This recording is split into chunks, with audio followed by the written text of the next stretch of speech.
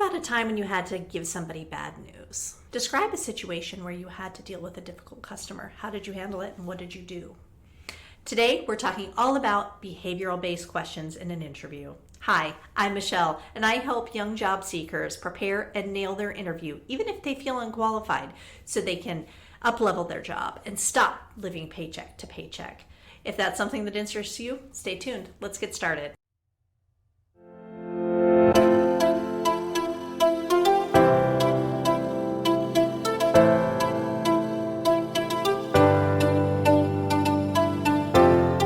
So you're probably wondering, why are they even asking me these questions? I mean, what are they trying to understand? What are they trying to get?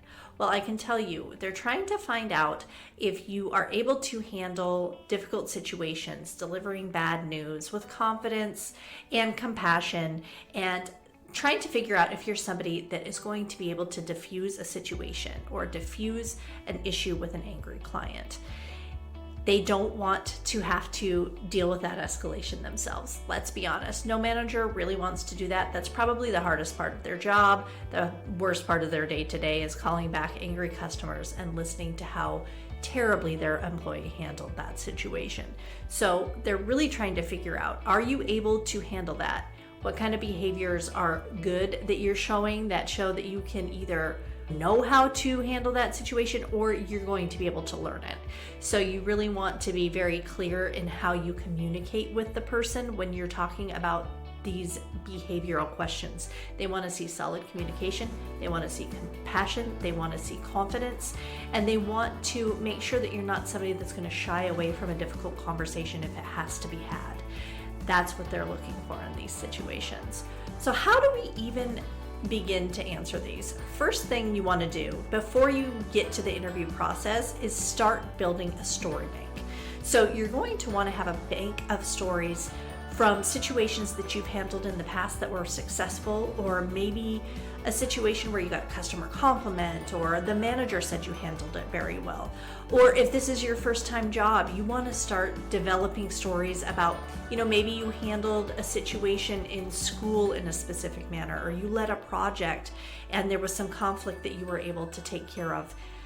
That is what they're looking for, specific answers. They don't want generalities. One of the worst ways that I have heard people, and a lot of people do that, it's a big mistake that a lot of people make, is when I'm asking a question like that in an interview, they give me a generality. Well, usually when I am dealing with a customer that's unhappy, I'll let them vent and then I try to solve their problem, and we do the best we can there. And that's not the answer they're looking for. They want a specific answer. So you need to have specific examples ready for them.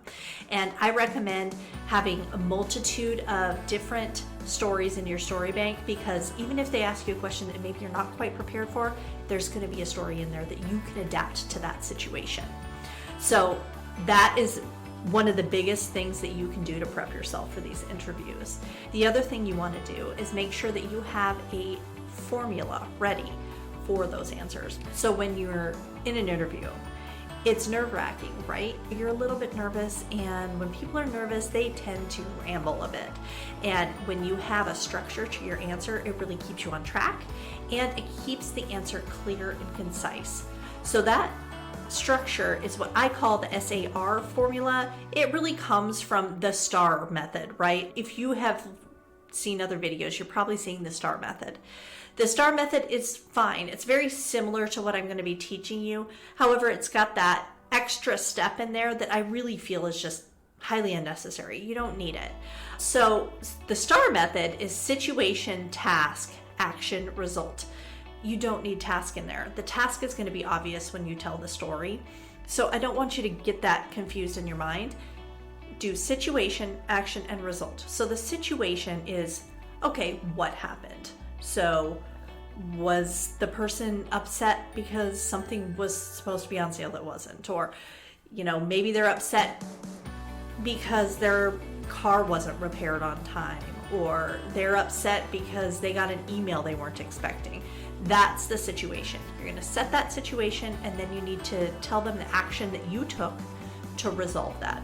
So that's when it becomes all about how you're able to handle that situation and what you did for that customer, or in that situation in general. If you were having an argument with the coworker, you can set up how that conflict occurred and how you were able to resolve it. So we need the situation, the action, and then the result is going to be what happened. So what happened in the end? Was the customer happy?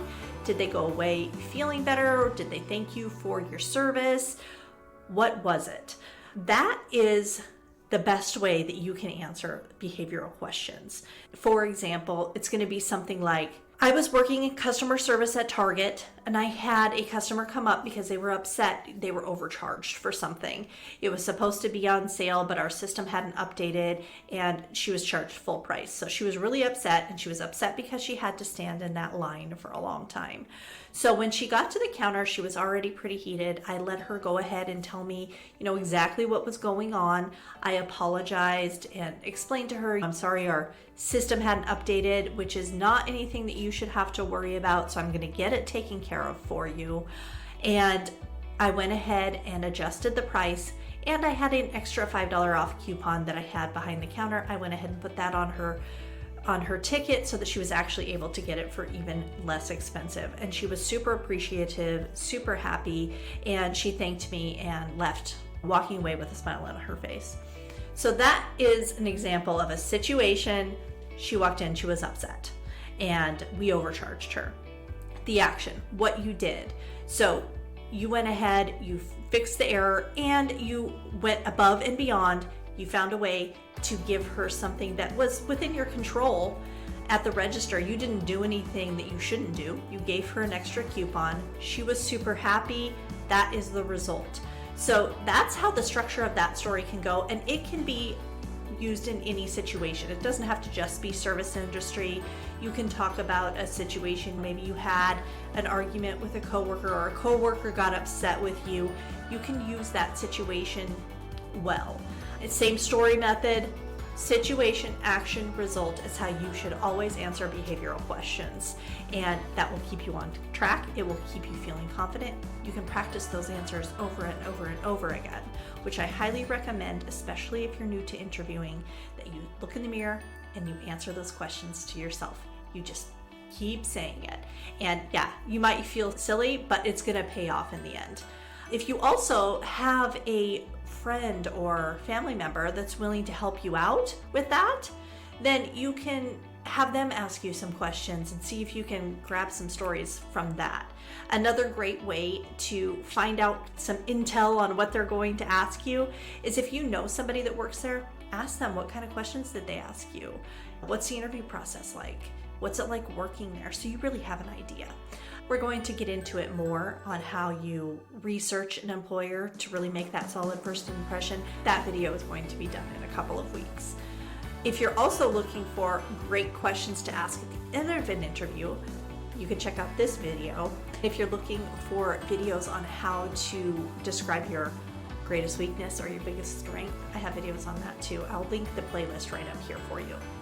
Hey, if that video was helpful, and I hope it was, please hit like and comment below. Let me know what kind of questions you were asked that maybe threw you off a bit in a behavioral interview. And hit the subscribe button, because I upload every Tuesday and Thursday. You're going to get a lot more content like that. Next week's video is all about how to land a job without a degree and without experience, because it can totally be done. You can get a high-paying job without a ton of experience and without a degree. So if that's interesting to you, hit the notifications button so you know exactly when it comes out. Until then, I will see you next time, and happy job hunting.